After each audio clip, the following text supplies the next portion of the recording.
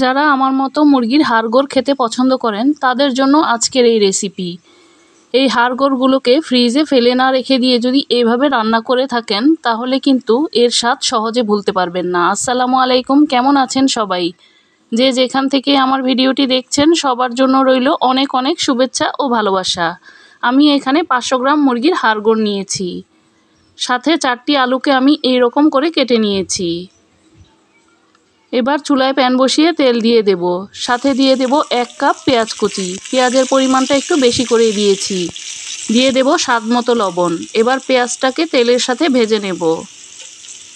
4টি লং, 8টি এলাচ, 4 টুকরা দারচিনি। মশলাগুলোকে এবার তেল ও পেঁয়াজের সাথে ভেজে নেব। পেঁয়াজটা কিছুটা লালচে হয়ে আসলে দিয়ে দেব 2 চা চামচ রসুন বাটা, 2 চা চামচ আদা বাটা। মশলাটাকে এবার তেলের সাথে ভেজে নেব যেন কাঁচা গন্ধটা না থাকে। মশলাটা ভেজে নেওয়া হয়ে গেলে দিয়ে দেব উঁচু উঁচু করে 1 চা চামচ হলুদের গুঁড়া, 1 চা চামচ ভাজা জিরার গুঁড়া, 1 চা চামচ ভাজা ধনিয়ার গুঁড়া। আমি আজকে ভাজা জিরা ভাজা ধনিয়ার গুঁড়া দিয়েই এই কারিটা রান্না করব। উঁচু উঁচু করে 1 চা চামচ লাল মরিচের গুঁড়া। এবার মশলাটাকে কষিয়ে নেওয়ার জন্য দিয়ে দেব পানি। সবগুলো মশলাকে এবার খুব ভালোভাবে কষিয়ে নেব।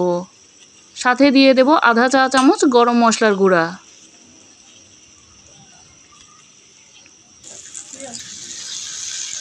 মশলাটা কষাতে কষাতে এই রকম মশলার গা থেকে তেলটা ছেড়ে আসবে। তখন ধুয়ে পরিষ্কার করে রাখা এই মুরগির গলা হাড্ডিগুলোকে দিয়ে দেব। দিয়ে মশলার সাথে খুব ভালোভাবে কষিয়ে নেব।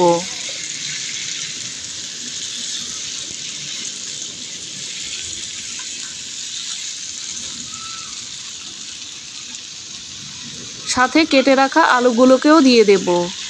এবার আলু আর এই হাড্ডিগুলোকে খুব ভালোভাবে কষিয়ে নেব। একটু সময় নিয়ে আমি এগুলোকে সুন্দরভাবে কষিয়ে নেব।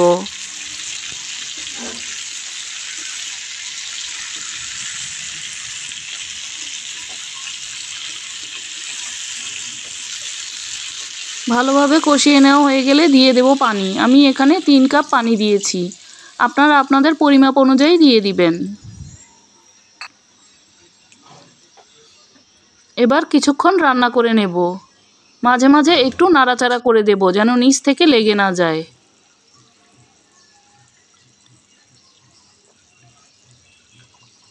ঝোলটা এখন অনেকটাই কমে এসেছে। দিয়ে দেব আধা চা চামচ ভাজা জিরার গুঁড়া। একটু সুন্দর ফ্লেভারের জন্য ভাজা জিরার গুঁড়াটা দিতে পারেন, দিলে কিন্তু স্বাদটা খুবই ভালো আসে। ঝোলটা এরকম গা মাখা হলে আমি চুলাটাকে বন্ধ করে দেব। এখন পরিবেশনের পালা। গরম গরম ভাতের সাথে খেতে কিন্তু বেশ ভালো লাগবে। যারা এই রকম হাড়গোড়কে পছন্দ করেন না, ফ্রিজে ফেলে রাখেন, তারা এইভাবে একবার ট্রাই করে দেখতে পারেন। আবারও দেখা হবে নতুন কোনো রেসিপি নিয়ে। সে পর্যন্ত ভালো থাকবেন, সুস্থ থাকবেন। আল্লাহ হাফেজ।